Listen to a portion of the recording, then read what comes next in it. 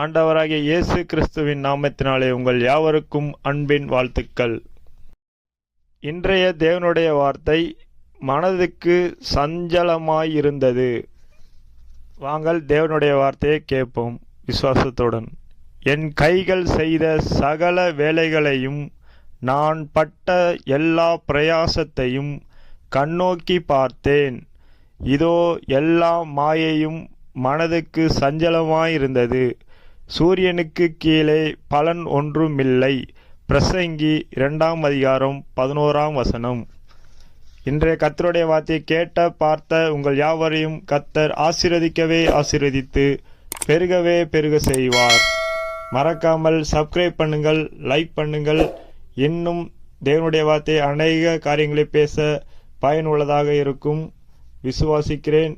உங்களுக்கும் உங்கள் தேவைகளை தேவன் சந்திப்பாராக. God bless you.